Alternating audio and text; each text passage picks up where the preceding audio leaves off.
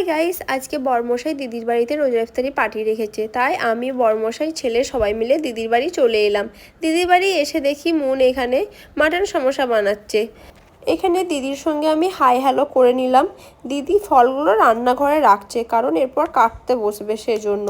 আর ছোটো হাবিকে আমি দেখতে পাচ্ছিলাম না, তাই ছোটো হাবি কোথায় আছে দেখতে গেলাম। ছোটো হাবি দেখছি প্লেট বার করছে। ছোটো হাবির সঙ্গেও আমি একটু হাই হ্যালো করে নিলাম। তারপরে মুনের কাছে এসে বসলাম।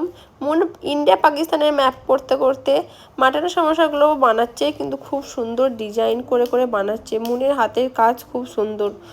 তারপরে আমরা দুজনে একটু গল্প মেরে নিলাম। আমরা দুজন যখন একসঙ্গে হয় একটু হ্যাঁ হ্যাঁ ঢিডি একটু করেই নিই। টাইম আর বেশি নেই, সেজন্য দিদি ফ্রুট কাটতে বসে পড়েছে।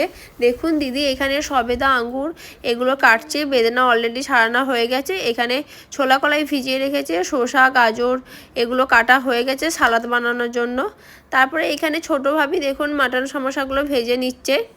আজকে অনেক রকম রেসিপি আছে, সেজন্য সবাই খুব কাজে ব্যস্ত, খুব চাপের মধ্যে আছে। আর আজকে আমার ক্যামেরাম্যান হচ্ছে আমার বড় ছেলে, মানে আমার ননদের ছেলে। ও এখন ক্যামেরা করছে সব কিছু।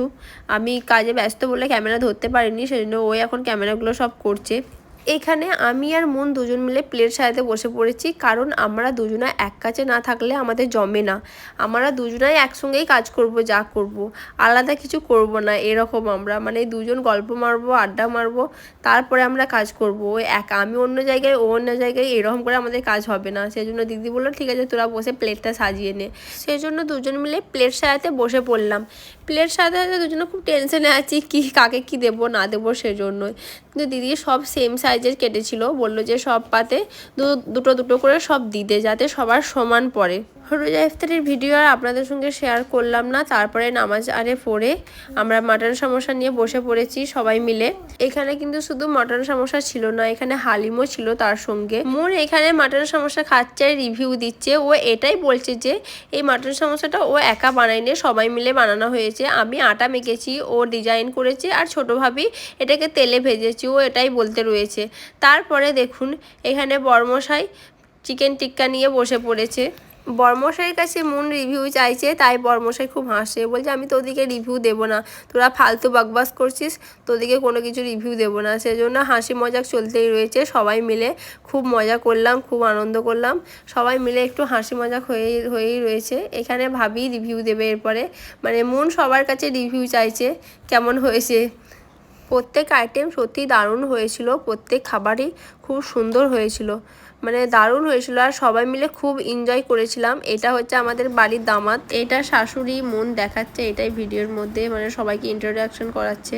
সেই জন্য আমিও মুনকে খেপি বানিয়ে দিলাম। এইটা আমাদের ঘরের খেপি, এটা আমাদের ঘরের খেপি, এটা খেপা। আর শাশুড়ি কোনো রেসপন্স নেই। ভালো হয়েছে, ভালো কথা। আজকে ট্রিট দিচ্ছে হচ্ছে এই যে আশা স্বামী ট্রিট দিচ্ছে, থ্যাংক ইউ। মুন এরপরে বরমশাইয়ের পেছনে লেগেছে, বরমশাইকে খুব চাটছে, সেজন্য বরমশাই খুব হাসছে। এরপরে আমরা নাস্তার প্রোগ্রাম শেষ করে রাতে একবারে ডিনারের প্রোগ্রামে চলে এলাম, সেটাই দেখাচ্ছি। রাতে আমাদের মাটন তাহারি ছিল আর সালাদ ছিল, সব খেতে বসে পড়েছি।